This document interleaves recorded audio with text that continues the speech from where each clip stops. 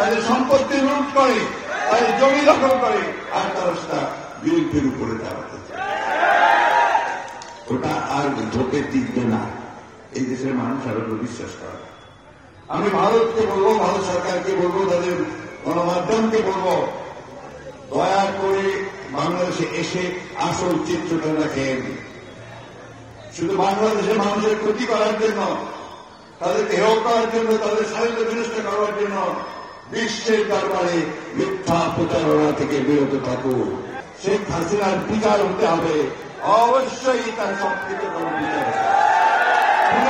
হতে হবে। বিচার হতে হবে সেই সমস্ত পুলিশ কর্মকর্তার যারা অন্যায়ভাবে মানুষকে হত্যা করার হুকুম দিয়েছে, সেই সমস্ত আওয়ামী লীগের নেতারা যারা চুরি করেছেন, ডাকাতি করেছেন, লুট করে নিয়ে গেছেন, ক্ষমা কেউ পাবেন না।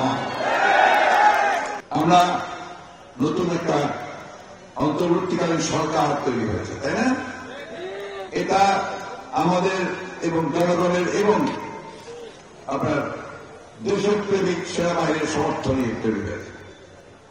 এই প্রসঙ্গে আমি আবার আমাদের দেশপ্রেমিক সেনাবাহিনীকে ধন্যবাদ, কৃতজ্ঞতা এবং অভিনন্দন জানাতে চাই যে তারা দেশের প্রতিটি সময় ক্রান্তির আগে তারা জনগণের পাশে এসে দাঁড়িয়েছে। তারা কখনো ওই স্বৈরাচারের প্রকাশে দাঁড়ায় না, এই জন্য তাদেরকে স্থির হচ্ছে।